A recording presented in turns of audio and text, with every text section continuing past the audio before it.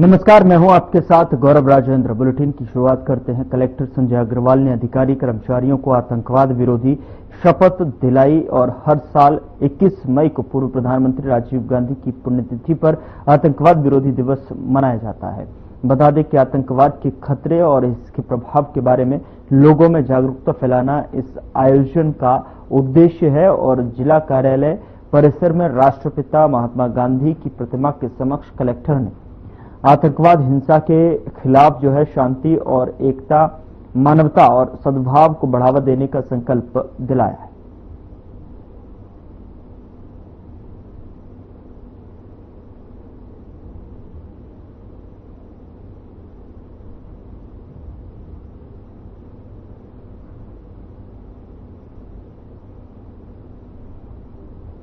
उधर राजनांदगांव जिले के स्टेट बैंक ऑफ इंडिया, जो कि शहर के बीच कामठी लाइन में स्थित था, वहां से बैंक की मुख्य शाखा को स्थानांतरित किया गया। आपको बता दें कि शहर के बीच में बैंक ऐसी जगह पर होने से गाड़ी पार्किंग की समस्या प्रमुख रूप से बनी हुई थी। आम नागरिकों की सुविधाओं को देखते हुए बैंक की मुख्य शाखा को दिग्विजय स्टेडियम भवन में स्थानांतरित कर लोकार्पण किया गया है। आपको बता दें कि इस कार्यक्रम में छत्तीसगढ़ की स्वर कोकिला के रूप में जाने जाने वाली गायिका कविता वासनिक की स्वर में छत्तीसगढ़ की राजकीय गीत से कार्यक्रम की शुरुआत की गई और इस उद्घाटन समारोह में विधानसभा अध्यक्ष डॉक्टर रमन सिंह के साथ तमाम बीजेपी नेता और कार्यकर्ताओं के साथ में बैंक के कर्मचारी मौजूद रहे।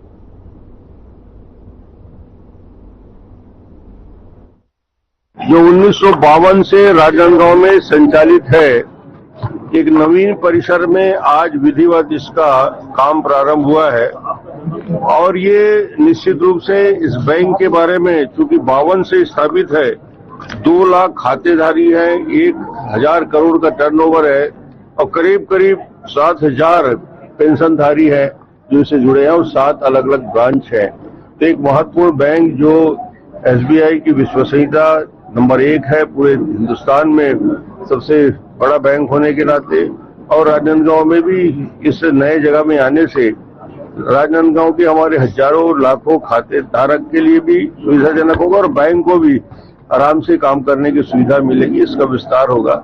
और सिन्हा जी जो ने बताया कि CSR मद में काम और यहाँ ज्यादा से ज्यादा स्पोर्ट्स एरिया के लिए देने के बारे में उन्होंने कहा कि मेरे हाथ में, मैं कर लूंगा। और एक रीजनल ऑफिस से कंसेंट लेके चेस का बारे में भी विधिवत काम प्रारंभ कर दिया जाएगा। स्टेडियम परिसर के, खासकर स्टेडियम समिति को आर्थिक रूप से मजबूत करने के लिए आपने जो शासकीय जो कार्यालय है उसको लाने का शुरुआत की, आगे और भी 1-2 और हम सोच रहे हैं कि ताकि स्टेडियम अपने पैरों में खड़ा हो जाए और इसके संधारण के लिए, संचालन के लिए बार बार सरकार से मांगने की जरूरत ना पड़े। और इतना शानदार परिसर है तो लोगों को सुविधा भी होगी और कुछ बैंक और कुछ LIC जैसे ऑर्गेनाइजेशन आते हैं तो निश्चित रूप से उनको यहाँ जगह देने के लिए काफी स्पेस है हमारे पास। आज से हम उद्घाटन कर रहे हैं। इसमें डॉक्टर रमन सिंह का महत्वपूर्ण योगदान रहा है। हमारे तरफ से भी सरकार को और राजनांदगांव के लोगों को बेहतर सेवा प्रदान करने के लिए हम यहाँ आए हैं। पुराने परिसर में, जैसा कि आप सभी को विदित है कि जगह की और स्पेस की और इन सब की प्रॉब्लम थी, तो हम उम्मीद करेंगे कि पहले की तरह, ये 73 वर्ष का हमारा बैंक है, पहले की तरह राजनांदगांव के सभी लोगों का सहयोग और प्यार हमें मिलता रहे और 2 साल के बाद मैं उम्मीद करता हूं हम बिजनेस में बहुत बढ़ोतरी करके 75वां वर्षगिरा इस ब्रांच का बहुत बड़े पैमाने पे मनाएंगे। सिन्हा साहब, शानदार आपका ऑफिस प्रारंभ हुआ है, लोगों को एक्सपेक्टेशन रहता है व्यवहार के मामले में जी 95% कर्मचारी अधिकारी आपके तो हैं, कस्टमरों से सही बात नहीं करते। वो हम कोशिश करेंगे। हम अपने लेवल पे हर जगह अभी ट्रेनिंग हो रही है और मुझे उम्मीद है कि पिछले 10 वर्षों में अपने बैंक में जो परिवर्तन हुआ है उसको देखा होगा।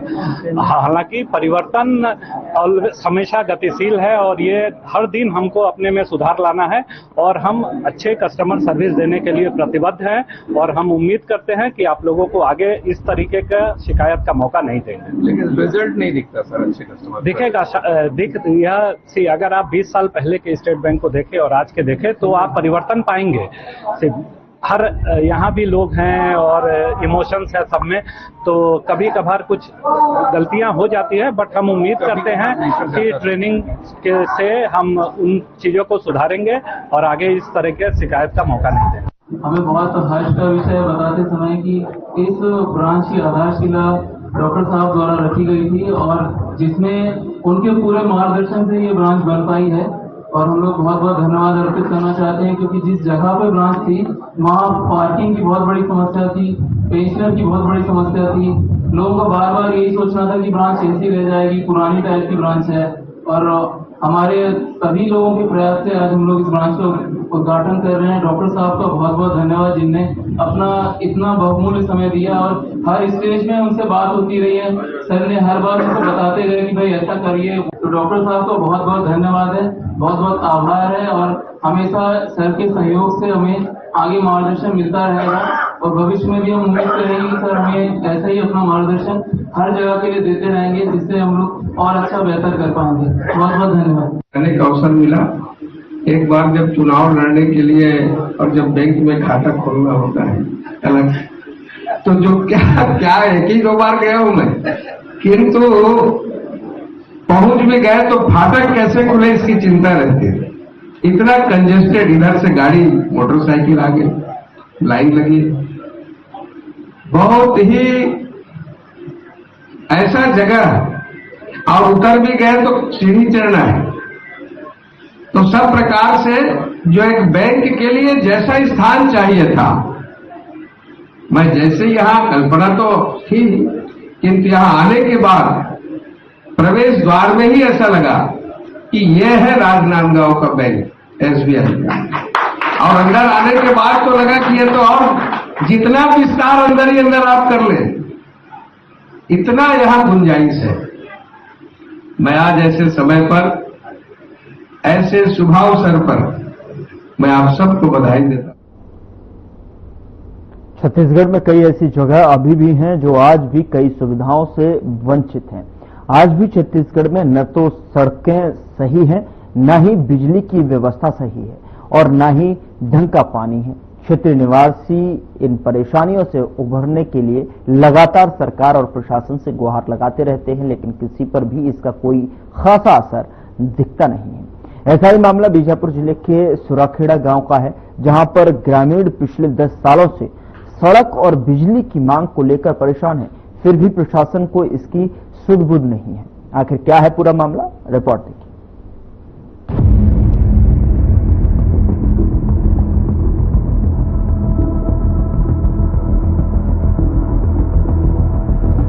छत्तीसगढ़ के बीजापुर जिले के बैरमगढ़ ब्लॉक के केशकुटलतुल पंचायत के आश्रित गांव सुराखेड़ा के ग्रामीण पिछले 10 सालों से सड़क और बिजली की मांग कर रहे हैं, लेकिन शासन प्रशासन ने उनकी मांगों पर ध्यान नहीं दिया।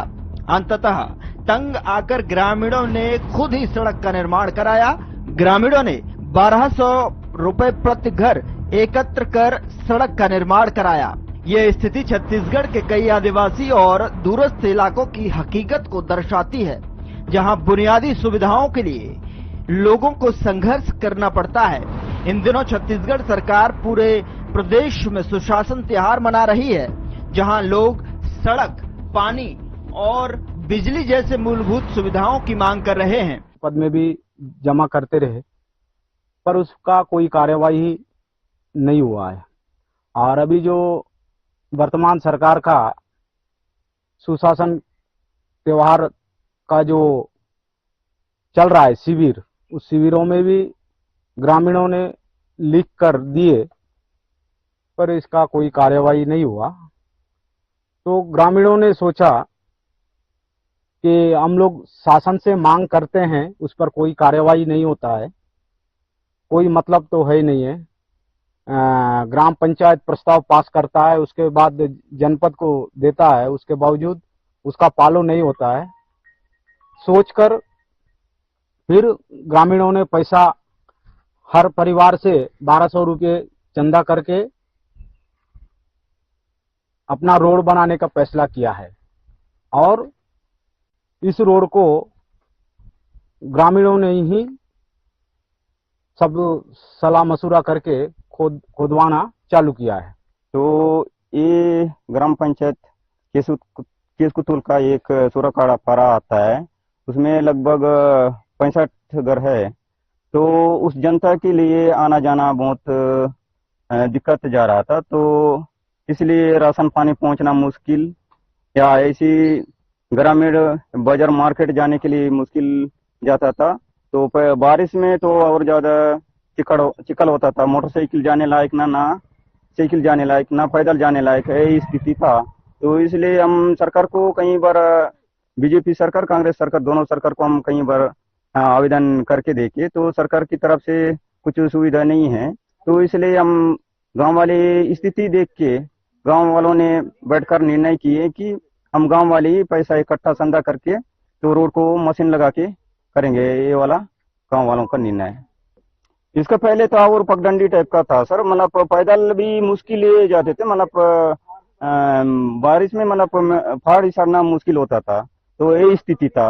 तो अभी धीरे धीरे मतलब थोड़ा बहुत अभी ट्रैक्टर जाने लायक धीरे धीरे ऐसी गांव वाले पहले भी बना चुके थे, मतलब ऐसी गांव वाले मिल के। तो अभी ऐसी मतलब बीमार उमार पड़ने से हम सूराकाड़ा से बैरमगढ़ तक 8 किलोमीटर पड़ता है, वहाँ हम लोग ऐसी कटिया में जोड़ के ले जाते मरीज को इलाज करने के लिए। चावल को ऐसी मतलब बो के ले जाते, सुंगड़ी बना के पैदल ही ले जाते। अब कुछ मोटरसाइकिल या साइकिल जाने लायक रास्ता है ही नहीं, तो पैदल बो के ले जाते हैं। लेकिन ग्रामीणों की मांग पर सरकार और प्रशासन कितनी गंभीर है, इसका इस बात से अनुमान लगाया जा सकता है कि बार बार सड़क निर्माण की मांग करने के बावजूद भी सड़क निर्माण में सरकार और प्रशासन की कोई दिलचस्पी नहीं होने से ग्रामीणों ने खुद ही टोरा, महुआ, इमली और आंवला जैसे वनोपज से इकट्ठे पैसे से सड़क बनानी शुरू कर दी। मैं एक ऐसा तस्वीर कल निकाल के आई जिस तस्वीर को देखकर आप यकीन नहीं करोगे कि इस जो बैरमगढ़ ब्लॉक का केसकुतुल का आश्रित केसकुतुल पंचायत का आश्रित सूर्यखेड़ा गांव है, जिस गांव के ग्रामीण ग्राम पंचायत केसकुतुल का आश्रित गांव है सूर्यखेड़ा, जहां पे ग्रामीणों द्वारा स्वयं के साधन से सड़क निर्माण करने की बात कल ही शाम को मेरे ध्यान में लाई गई है। और पहले भी ग्रामीणों ने सुशासन तिहार में इस बाबत आवेदन दिया था। मैंने सरपंच और ग्रामीणों से चर्चा की थी कि सड़क निर्माण चाहे तो हम रोजगार गारंटी योजना में मिट्टी का स्वीकृत कर सकते हैं, लेकिन ग्रामीणों ने बताया कि वहाँ मिट्टी का खुदाई संभव नहीं है, पहाड़ी के नीचे नीचे पथरीली जमीन है। सूरा से खेड़ा जो ग्राम है वो एक क्लस्टर में बसा नहीं हुआ है। वहाँ पे एक घर यहाँ पे, फिर 2 घर 200 मीटर में, फिर एक घर 100 मीटर में, इस प्रकार से बस्ती फैला हुआ है, जिसके कारण पहाड़ के नीचे नीचे लगभग 7 किलोमीटर सड़क निर्माण की जरूरत है। जो मजदूर गोदी खोद के नहीं कर सकते, उसके लिए मशीनरी से वो सड़क संभव है। वर्तमान में छत्तीसगढ़ सरकार बीजापुर जिले और विशेषकर बस्तर संभाग के सभी प्रभावित क्षेत्रों में इस प्रकार की मूलभूत सुविधाएं उपलब्ध कराने के लिए सुशासन त्योहार का आयोजन कर रही है और साथ ही नियम निर्माण योजना का संचालन भी हो रहा है। पहले स्थिति दूसरी थी, जब काम स्वीकृत होता था तो लोग सड़क बनाने, पुलिया निर्माण करने और आवश्यक भवन इत्यादि बनाने के लिए मनाही करते थे। आज सरकार के प्रयासों से स्थिति तेजी से बदली है और ग्रामीण अब निकलकर इस प्रकार की सुविधाओं की मांग करने लगे हैं। निश्चित रूप से ये बात शासन के ध्यान में आया है तो इस पर सार्थक कार्रवाई होगी। कलेक्टर महोदय ने एसडीएम साहब और मुझे खुद जाकर वहाँ का निरीक्षण करके वस्तुस्थिति से अवगत करने कहा है। हम अभी वहाँ जा ही रहे हैं कि जो भी शासन प्रशासन की ओर से आवश्यक संभव हो पाएगा वो करेगा। हाँ, आपकी ये बात भी सही है, लेकिन इस संबंध में बताता हूँ कि विकासखंड बैरमगढ़ में टोटल 272 गाँव है, जिसमें अभी भी 67 ग्राम अपने विभिन्न कारणों से विद्युत व्यवस्था वहां तक नहीं पहुंच पाई है। और नियत निर्णय योजना के अंतर्गत जहां जहां सुरक्षा कैंप स्थापित हो रहे हैं वहां तेजी से विद्युतीकरण का काम किया जा रहा है। अभी भी मेरी इंद्रावती नदी के उस पार लगभग 18 पंचायतें आती हैं जहां विद्युत की समस्या है। कई गाँव में विद्युतीकरण नहीं हुआ है। शासन इसे प्राथमिकता के आधार पर कर रही है और निश्चित रूप से वहां के लिए भी ये व्यवस्था की जाएगी। बहरहाल सड़क और बिजली जैसी सुविधाएं हर नागरिक का अधिकार है। प्रशासन का कर्तव्य है कि वो इन सुविधाओं को हर गांव तक पहुंचाए। 10 सालों तक मांगे अनसुनी रहना प्रशासनिक उदासीनता को दर्शाता है, तो वहीं जनप्रतिनिधियों की जिम्मेदारी है कि स्थानीय जनप्रतिनिधियों को ऐसी समस्याओं को प्राथमिकता से उठाना चाहिए। Bureau report.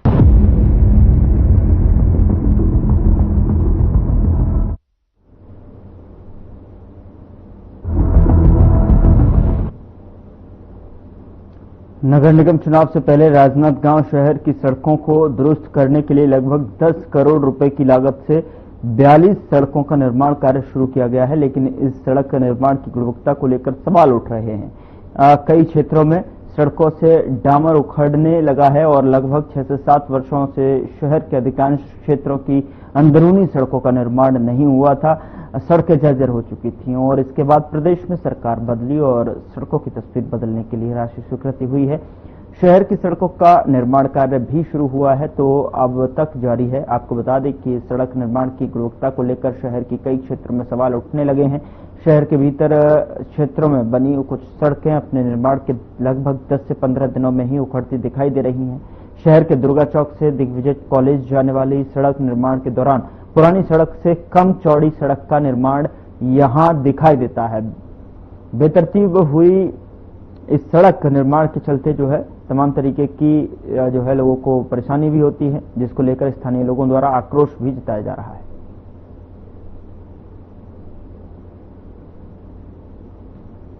सड़कों के ऊपर बीटी का काम हुआ है और अभी कुछ सड़कें बची हुई हैं, उस पर भी हमारा काम चल रहा है। ये लगातार जो है इंजीनियर्स के सुपरविजन में हो रहा है। फिर भी यदि कहीं स्थिति है तो इसकी मैं जांच कराऊंगा और यदि ऐसी स्थिति है तो उसको फिर से हम रिपेयर भी कराएंगे।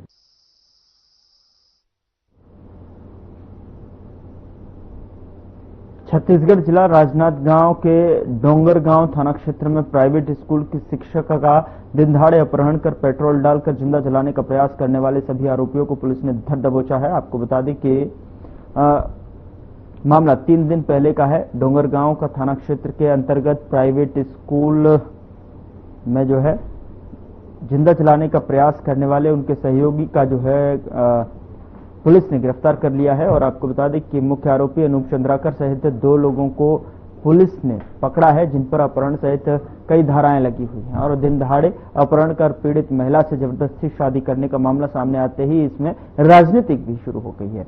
वहीं पुलिस को आरोपी को जो है पकड़कर न्यायालय में पेश कर जेल भेज दिया है। जानकारी के अनुसार आरोपी को दिल्ली से पकड़कर लाया गया और इसी को लेकर एडिशनल एसपी के द्वारा प्रेस वार्ता ली।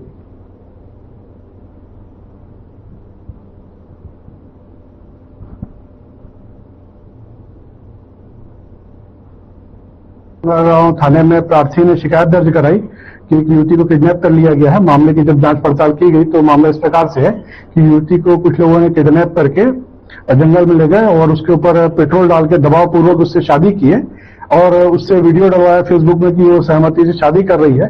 उसके बाद दबाव बढ़ने पर उन्होंने पीड़िता को जो है उसके रिश्तेदार के यहाँ छोड़ दिया। इसमें मामले की गंभीरता को देखते हुए इसमें विभिन्न पुलिस टीमें लगाई गई, साइबर की टीम लगाई गई।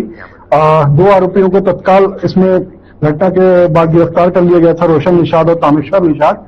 और इसका जो मुख्य आरोपी है अनूप चंद्राकर, वो मौके से फरार हो गया था और इधर विभिन्न जगहों पर लुक छिप रहा था। इसकी सूचना प्राप्त हुई कि ये दिल्ली की ओर जा रहा है तो तत्काल यहां से टीम दिल्ली भेजी गई। इसके अलावा दिल्ली पुलिस से भी संपर्क किया गया और इस तरीके से इसको दिल्ली में गिरफ्तार कर लिया गया है। वर्तमान में इस पर बीएनएस की विभिन्न धाराएं लगाई गई, गंभीर धाराएं, और इसको न्यायिक रिमांड पे भेजा जा रहा है। सर, इसमें कोई महिला का भी इन्वॉल्वमेंट है सुनने में ऐसा आया था? जरूरी अभी मामला विवेचना में है, तो जो जैसी चीजें आएंगी उस पर आगे उस प्रकार की कार्रवाई की जाएगी।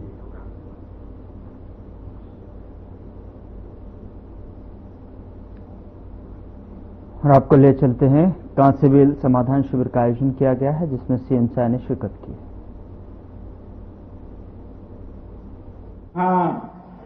12 ग्राम पंचायत के हमार सज्जन हमार मातृशक्ति माता बहनी मन आई ने पत्रापाली, बगिया, बांसबहार, चौंगरी बहार, कोरंगा, कटंखार, देवरी और दोपड़ा, ऐसे 12 पंचायत के सभी बंधुगण के बहुत स्वागत है।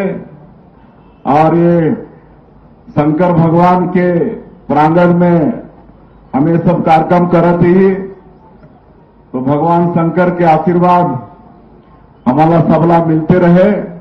और आज से यहाँ दोकड़ा में जो जगन्नाथ मंदिर है, जो आजादी के पहले से यहाँ बने रही, जला सब मिलके नया बना ही ओकर भी प्राण प्रतिष्ठा के पूजा पाठ के आज से शुरू होता है।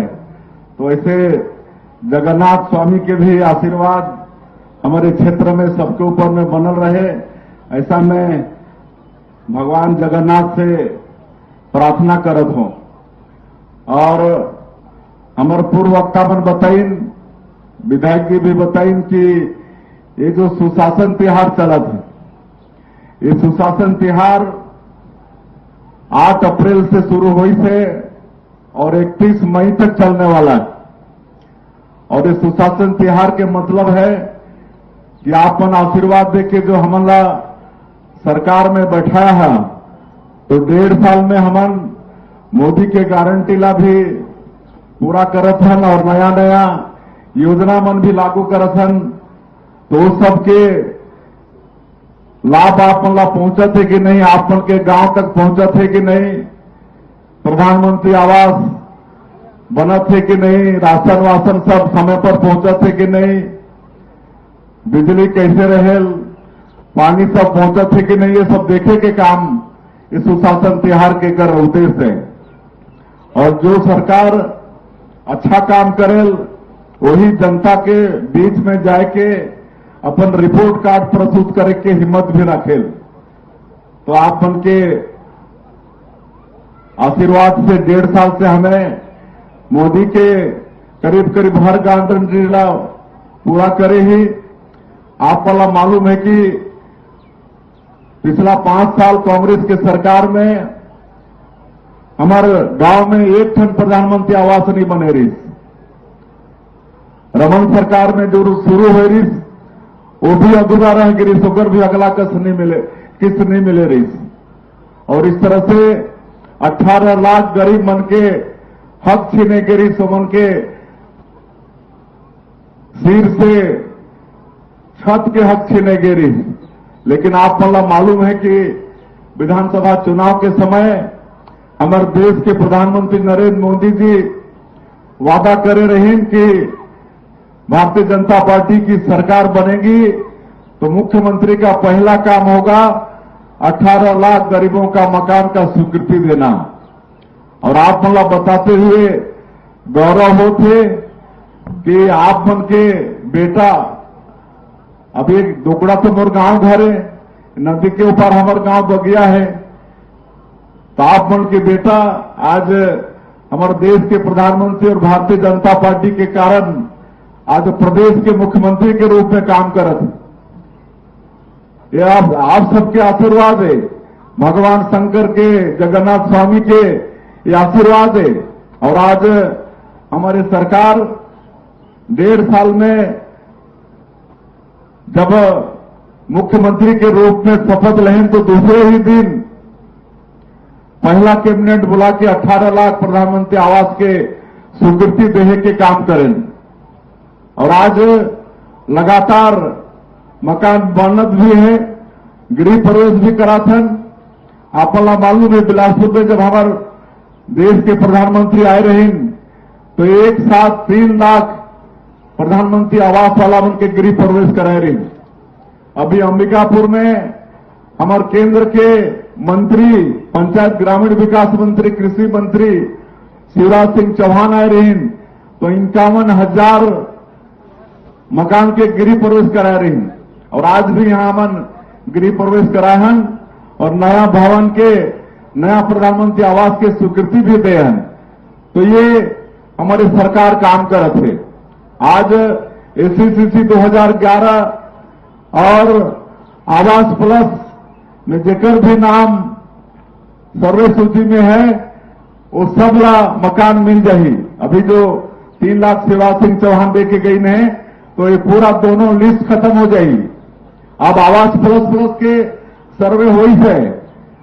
काबर हमें नया नया शादी करके बहुरिया भी लागथन, हमार बेटी भी शादी हो गया अलग गांव में जाते तो मन के नया मकान चाहिए तो ऐसे जरूरतमंद के फिर आवास प्लस के सर्वे हो से और मन के फिर आने वाला समय में प्रधानमंत्री आवास दिए जाएंगे।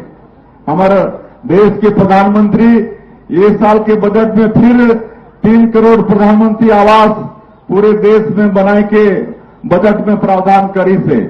तो आप जो भी पात्र व्यक्ति हो जो आवास प्लस में जेकर भी सर्वे है आने वाला समय में सबके पक्का के मकान बनी। किसान मन के वादा भी पूरा करे हन।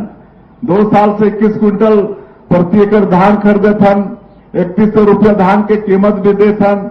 2 साल के बकाया बोनस ओला भी 13 लाख किसान मन के दे हन। तेंदुपत्ता के दाम बढ़ाए हन। रामलला दर्शन योजना में 22,000 से ज्यादा राम भक्त मन के लाभ मिली से। अब मुख्यमंत्री तीर्थ यात्रा दर्शन योजना भी मार्च महीना से शुरू करे हन। हमारे बूढ़ा बुजुर्ग मन के इच्छा होते ना कि आखिरी में एक बार कोई तीर्थ व्रत करके आ जाए, गंगा नहा के आ जाए, पूरी धाम दर्शन करके आ जाए। फिलहाल बुलेटिन में इतना ही। नमस्कार।